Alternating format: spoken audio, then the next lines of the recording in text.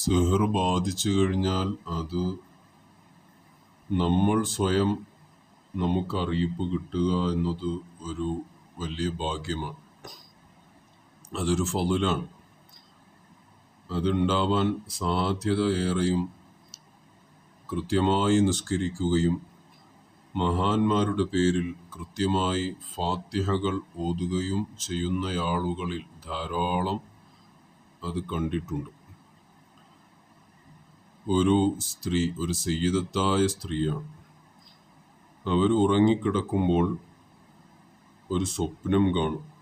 അവരുടെ വീട്ടിൽ നിന്നും അവർ ഇറങ്ങി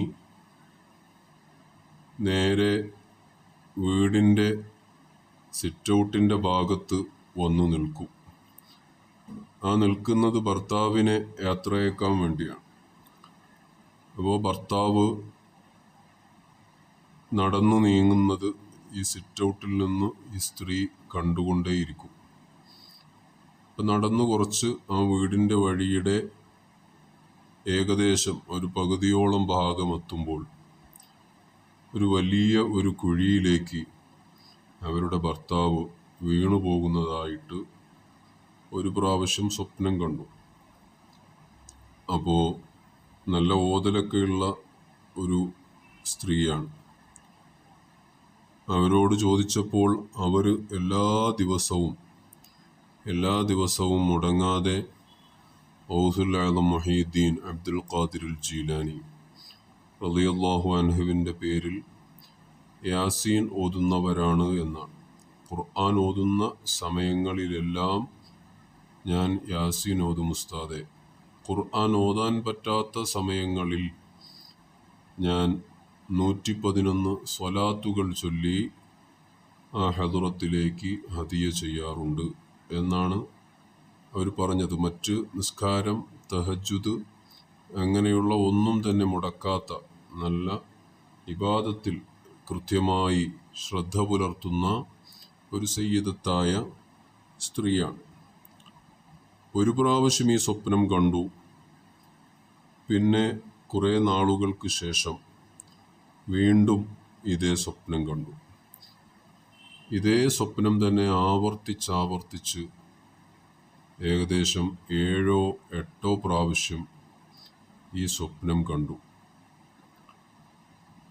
എന്നിട്ടാണ് ഉള്ളിലൊരു ഭയം തോന്നിയിട്ട്, യഥാർത്ഥത്തിൽ അവരുടെ ഭർത്താവിനൊരു കുഴപ്പവും ഇതുവരെ ഇല്ല, ഒരു പ്രശ്നമോ ഒരു പ്രയാസമോ അല്ലെങ്കിൽ ഒരു രോഗമോ അങ്ങനെ ഒന്നും വന്നിട്ടുമില്ല. ഇനി വരുമോ എന്നുള്ള ഭയം ഉള്ളിലേക്ക് വന്നു തുടങ്ങി. അങ്ങനെയാണ് അവർ ബന്ധപ്പെടുന്നത്. അപ്പോൾ ആദ്യം കുറച്ച് ചെറിയ ഷർറുകൾ മാറാനുള്ള ഓതലും ദിക്റുകളുമൊക്കെ ചൊല്ലിക്കൊടുത്തു. അവർ ചൊല്ലി കുറേ നാൾ. സാധാരണഗതിയിൽ ഒരു 3 ദിവസം കഴിഞ്ഞിട്ട് കാണുന്ന ആ സ്വപ്നം പിന്നെ കാണാതെയായി ഏകദേശം ഒരു 10-11 ദിവസങ്ങൾ കഴിഞ്ഞപ്പോൾ വീണ്ടും ആ സ്വപ്നം അതേ രൂപത്തിൽ കണ്ടു എന്ന് വിളിച്ചു പറഞ്ഞു.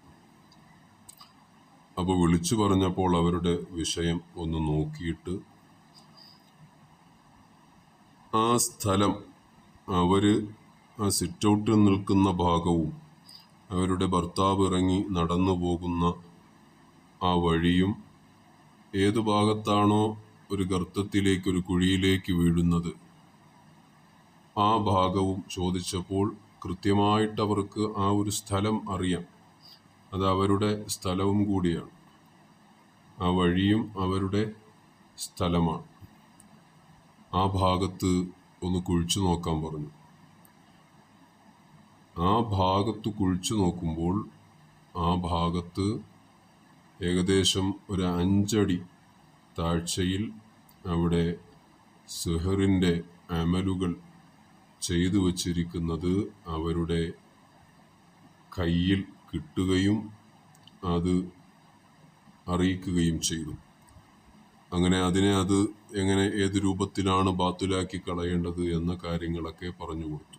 പറഞ്ഞു വന്നത്,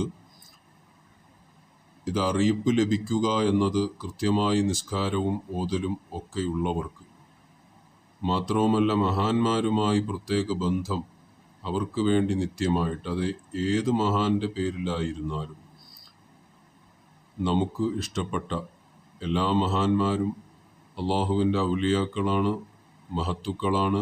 അവരിൽ ഓരോരുത്തർക്കും ഓരോരുത്തരെക്കാളും സ്ഥാനം കൂടുതലും ഒക്കെയുണ്ട്.